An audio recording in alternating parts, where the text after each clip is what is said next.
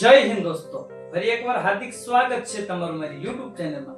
અને આજે હું તમને દેવાયત ખવડ વિશે સૌથી મોટા અને સૌથી સારા સમાચાર જણાવવા જઈ રહ્યો છું કે ભાઈ શું દેવાયત ખવડના જામીન મંજૂર થઈ ગયા છે, શું દેવાયત ખવડ હાલ જેલની બહાર આવી ગયા છે, તો તેની A to Z ઇન્ફોર્મેશન આપું છું. પણ જો તમે એની પહેલા મારી ચેનલમાં જો તમે નવા હોય તો પ્લીઝ યાર મારી ચેનલને સબસ્ક્રાઇબ કરીને ઓલ નોટિફિકેશન પ્રેસ કરી દેજો, જેનાથી અપ ટુ ડેટ મારી ઇન્ફોર્મેશન તમારી સુધી પહોંચતી રહે અને હાલ ગુજરાતમાં શું ચાલી રહ્યું છે તેના અપ ટુ ડેટ ઇન્ફોર્મેશન સાથે મારા વિડિયો તમારી સમક્ષ આવતા રહેશે અને ગુજરાતમાં શું થઈ રહ્યું છે તેની જાણકારી તમને લોકોને સૌથી પહેલા જોવા મળી શકશે.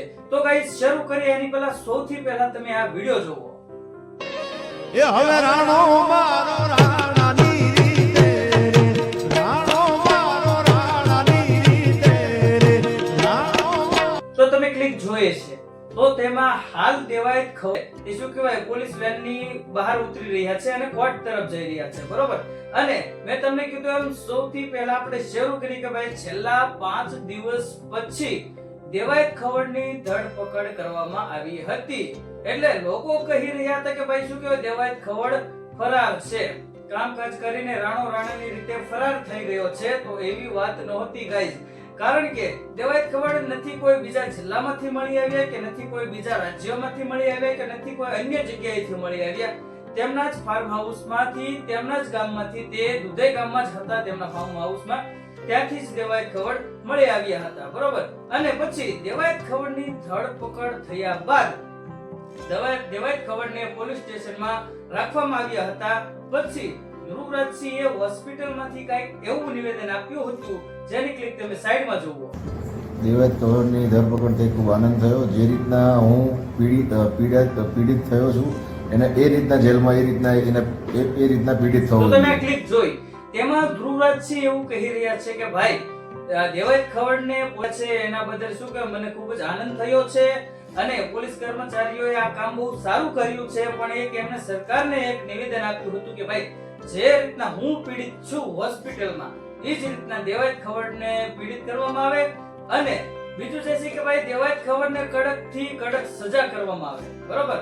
અને એમને પછી ઘણા નિવેદન આપ્યા હતા એની પહેલા અને ઘણી એમને માંગ કરી હતી ભાઈ દેવાયત ખવડનો શું કહેવાય વરઘોડો કાઢવામાં આવે તો તેને ખબર પડે કે આને શું કહેવાય હવે આવા પગલા ન લે, દેવાયત ખવડ આવું પછી ન કરે. દેવાયત ખવડે ઘણું બધું કરી નાખ્યું. અને સૌથી પહેલી વાત છે ઈ ગાઈસ કે આપણે આમાં કોઈ પણ વ્યક્તિ કે કોઈ પણ પોલીસ કર્મચારી કે કોઈ પણ સરકારી અધિકારી કે કોઈ પણ દેવાયત ખવડ અને કે કોઈ ધ્રુવરાજસિંહનો કોઈ પણનો આપણે વિરોધ કરતા નથી. હાલ ગુજરાતમાં શું ચાલી રહ્યું છે તેની ઇન્ફોર્મેશન લાવવાનું મારું કામ છે અને તમારી સમક્ષ રજૂ કરવાનું મારું કામ છે અને તમારી જાણકારી માટે હું વિડિયો લાવું છું.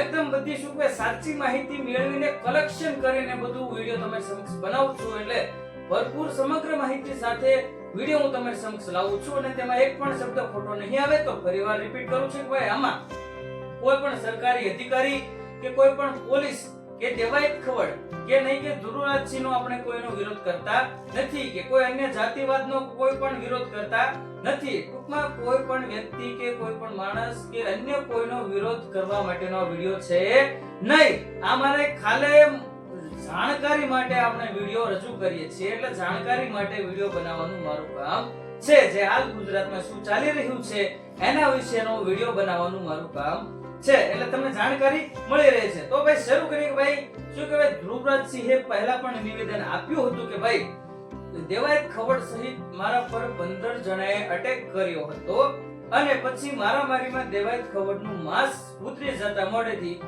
પછી મેં એમને કહ્યું કે ભાઈ દેવાયતભાઈ તમે રહેવા દો એમ કહીને તેમને કહ્યું હતું કે મેં 5 વાર ના પાડી, તેમ છતાં દેવાયતભાઈ ન રોક્યા. પછી દેવાયતભાઈએ બંદૂક બતાવી એટલે કે ગન બતાવીને શું કહેવાય ધ્રુવરાજસિંહને ધમકી આપી હતી કે ભાઈ પોલીસ ફરિયાદ કરીશ કે સરકારી કોઈ ફરિયાદ કરીશ તો હું તને જાનથી મારી નાખીશ, આ તારા માટે લાવેલી છે ને આ 2 નંબરની બંદૂક છે, એવું ધ્રુવરાજસિંહે નિવેદન આપ્યું હતું. પણ મેં તમને કીધું એમ એની ટોટલ બધી વસ્તુની શું કહેવાય આપણે પુરાવો હોવો જોઈએ, સીસીટીવી ફૂટેજ હોવા જોઈએ. એ સરકાર માંગે, બરોબર. અને સરકારને જે યોગ્ય લાગ્યું હોય તે જ નિર્ણય થાય. મેં ગઈકાલના વિડીયોમાં પણ કહ્યું હતું કે ભાઈ સરકારના હાથમાં આખો મામલો છે, એટલે સરકારને યોગ્ય લાગે કે ભાઈ આ રીતના આ વાત બનેલી છે, સરકાર બધી શું કહેવાય તપાસ હાથ ધરે, પછી તેમાં શું નિર્ણય આવે તે પછી તેનો નિર્ણય સરકાર કરે છે. અને મેં તમને કીધું પોલીસે શું કહેવાય 7 દિવસના રિમાન્ડ રિપોર્ટ પણ મંજૂર કર્યા હતા અને અન્ય ઘણી પણ માંગ કરી હતી. પણ મેં તમને કીધું અમુક પુરાવા એવા હોય છે, અમુક સબૂત એવા હોય છે અને અમુક લોકો કહી રહ્યા છે કે ભાઈ દેવાયત ખવડ કાઠી દરબાર છે, એ કોઈ દિવસ ખોટું પગલું ન લે.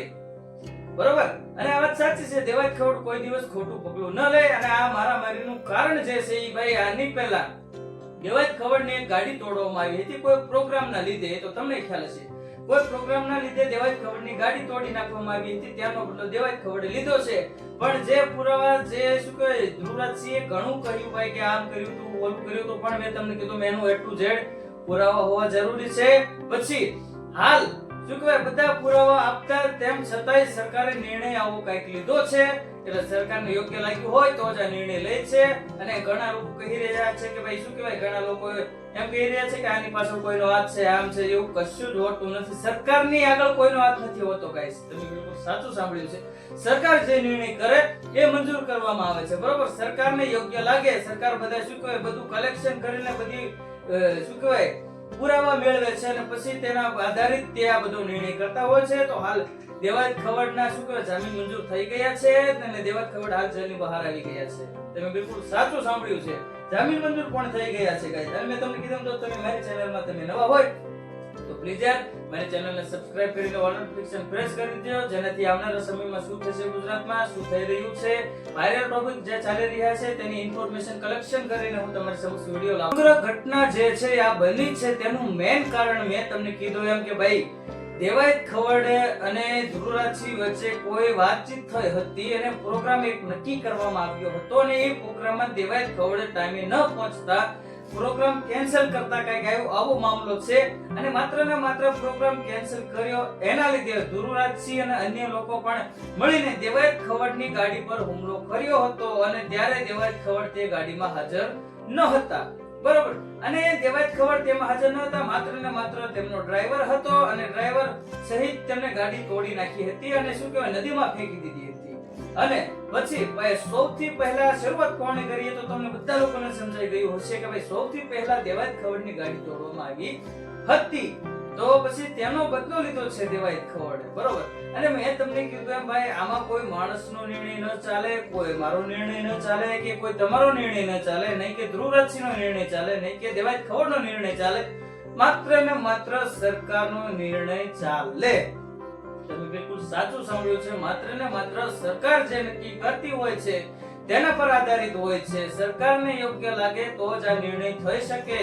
તમને પહેલા કહેતો આવું છું અને હજુ પણ કહું છું કે ભાઈ મેં તમને ગઈકાલે જે મેં વિડિયો અપલોડ કર્યો તેમાં પણ કહ્યું હતું કે ભાઈ સબૂત પુરાવા સાથે સરકાર નિર્ણય કરતી હોય છે અને સરકારને યોગ્ય લાગે તો જ નિર્ણય કરે. અને સૌથી મોટી વાત એ છે કે ભાઈ આમાં આપણે કોઈ ધ્રુવરાજસિંહનો વિરોધ કરતા નથી કે નથી કોઈ દેવાયત ખવડનો વિરોધ કરતા કે દેવાયત ખવડના પક્ષ બાજુ પણ નથી બોલતા. બરોબર? આ ખાલી તમારી જાણકારી માટેનો વિડિયો છે અને નહીં કે કોઈ પોલીસ કર્મચારી પણ આપણે વિરોધ કરતા. ટૂંકમાં આ વિડિયોના માધ્યમથી આપણે કોઈ પણ વ્યક્તિ કે કોઈ પણ માણસ કે કોઈ પણ અન્ય લોકોનો પણ વિરોધ કરતા નથી. આ વિડિયો મારો વિડિયો સારો લાગે તો પ્લીઝ ગાઈઝ લાઈક કોમેન્ટ કરો, વિડિયોને બને તેટલો શેર કરો અને સબસ્ક્રાઇબ કરવાનું નથી ભૂલવાનું. તો હવે મળીએ નેક્સ્ટ વિડિયોમાં. ત્યાં સુધી જય હિન્દ, જય ભારત.